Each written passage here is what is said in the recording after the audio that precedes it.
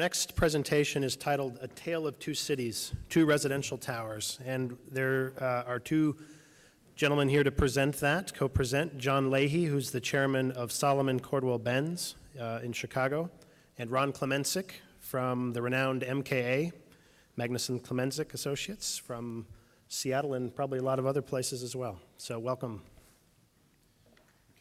Just to start out, while this is getting set up, I know that's taking a little while sometimes today, so we might as well get going.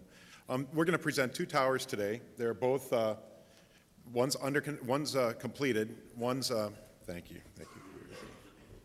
One's completed, one's under construction and about to be completed. They're both residential, and they're both sustainable, but we did want to talk a little bit about well, we want to talk about a few things. One is the collaboration between Magnusson Klemencic and SCB, which was really essential to making them what they are.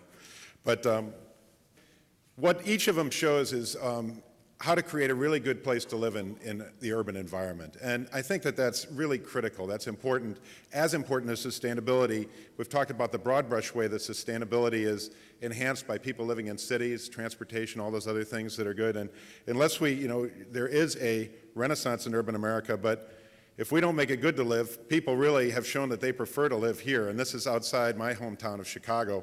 This is, it's really wasteful. We've heard it before today, and this is some of the best farmland in the world, and look what we do to it.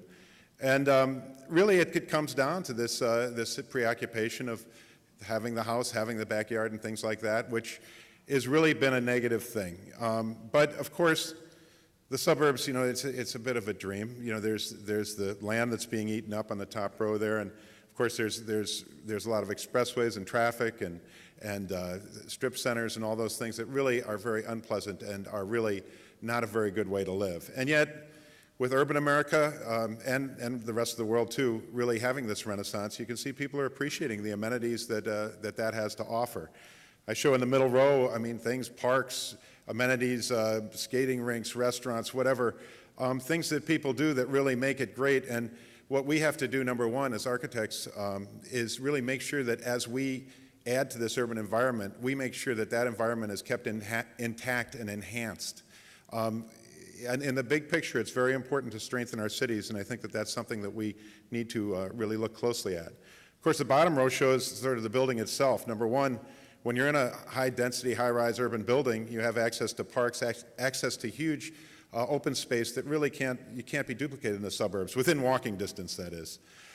You've got amenities that can be located in wonderful places and all those things.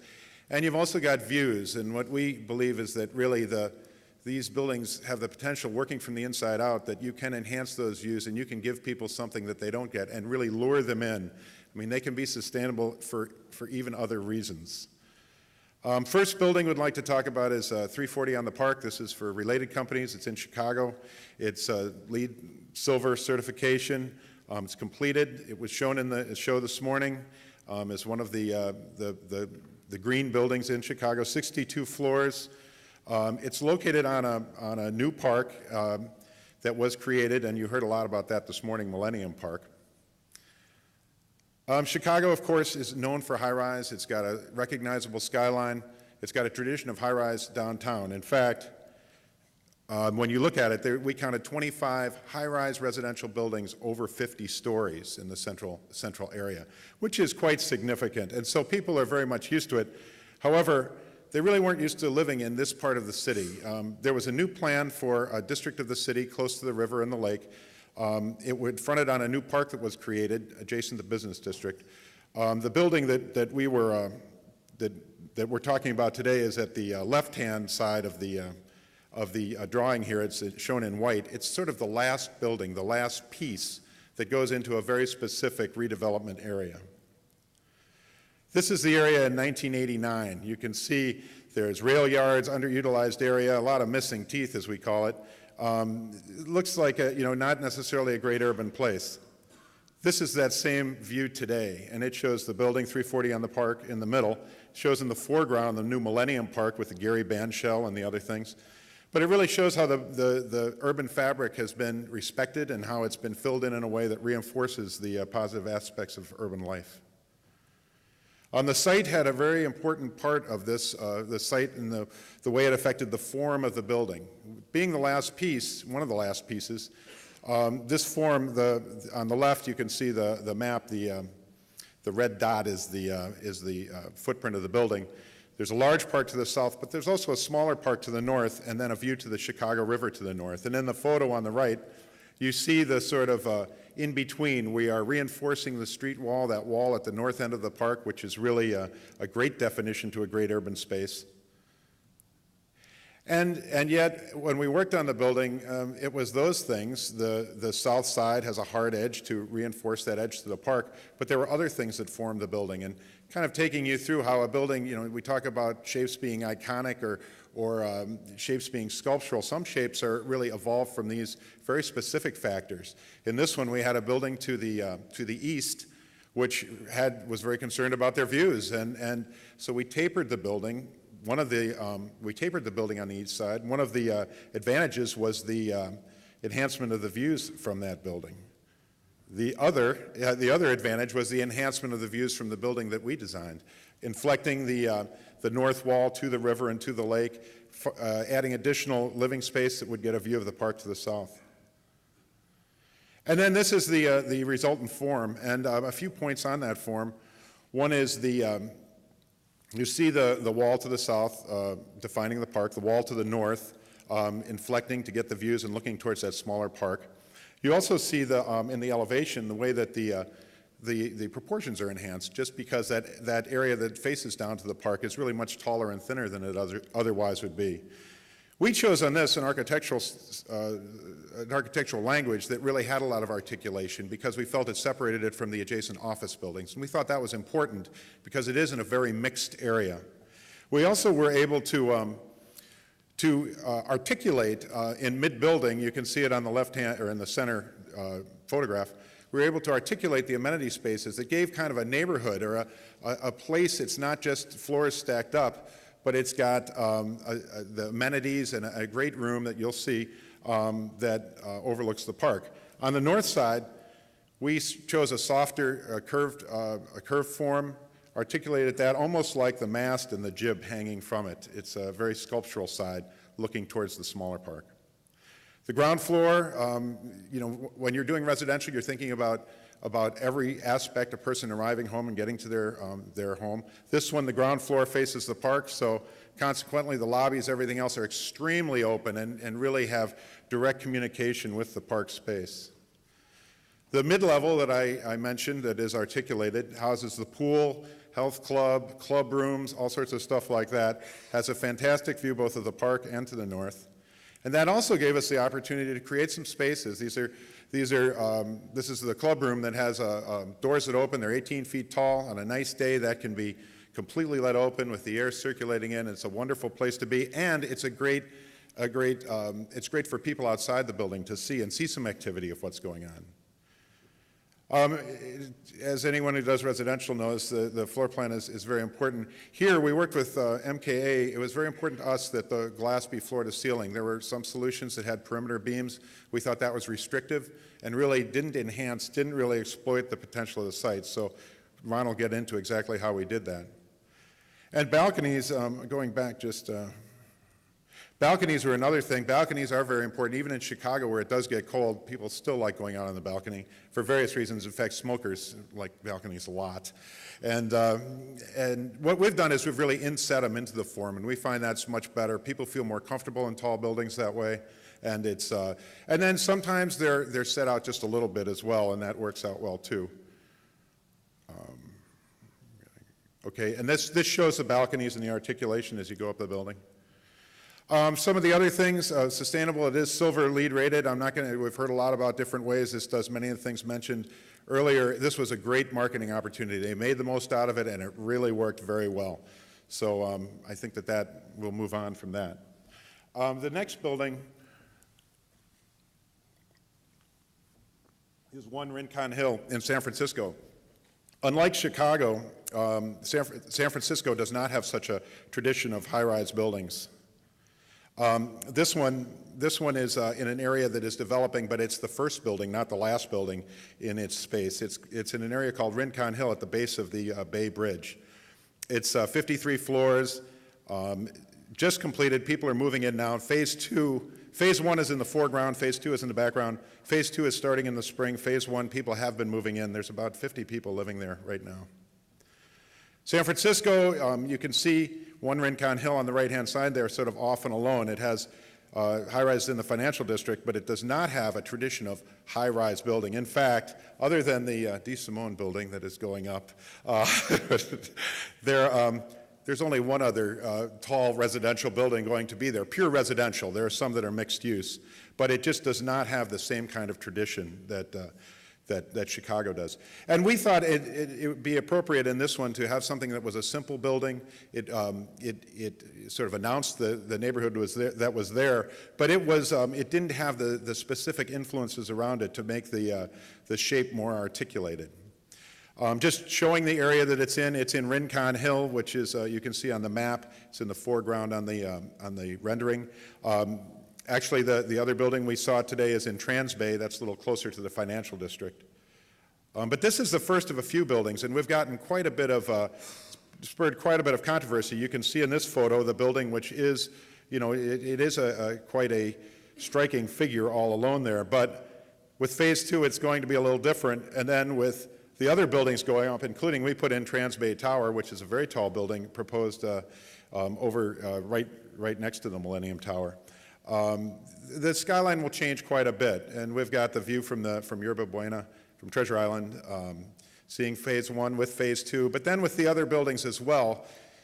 Oftentimes the discipline of keeping the building a little simpler when you know it's going to be part of a large collection is a very beneficial thing. But there it is. This is under construction. This was a few months ago, showing the way it is a gateway, and does become quite the icon at this point. The ground floor, unlike the 340 on the Park, which is on a park, this is right near some expressway interchanges. And so we created a park at the entrance to this. We thought that was very important, and created a streetscape in an area that was really emerging, kind of pushing what is really acceptable in that area. This shows the streetscape, and while the towers come down to the ground, there's townhomes along the street frontages. Even though the area isn't so great just yet, we think as time goes on, this will be a wise choice and really enhance the streetscape and make it the kind of urban environment people want. This shows the drive up to the entrance to Phase 1. It also shows the recreation deck. Here we kept it lower because both towers use the same, and it was very difficult to integrate it into the tower. The shapes are very simple. Again, and in San Francisco, it was even more of a challenge to really not have the perimeter beams in the residential, but let the views come out, let the glass go to the floor, and Ron's going to talk about how that happened. A couple of interesting little things. There's acoustical criteria in California. There was our own criteria. There's another criteria where you have to bring air in for your mechanical for each residential unit. Rather than have louvers on the exterior, we developed a way of bringing in all the air through the stack joint. And residential is about the big picture, but it's also about a lot of little details because people live in it. And the development of this detail was quite nice.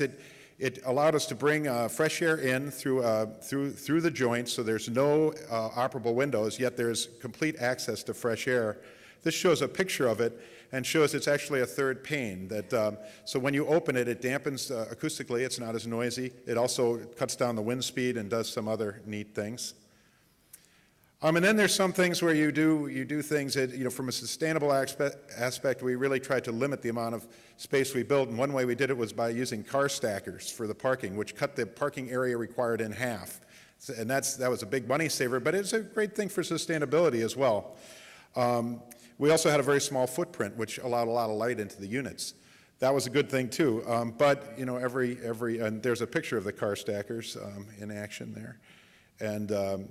But every kind of good thing you do, there's always some consequence. Here it was that the fire department said that we had so many cars down there, they needed a lot more sprinklers, and we needed to have a reserve for water and all this. And then also the small footprint, Ron will talk about, it created some building sway. So what we did was we utilized both together. It was a way of sort of having a synergy. And it's about not wasting things in terms of sustainability. So these were little things, but they had a big impact.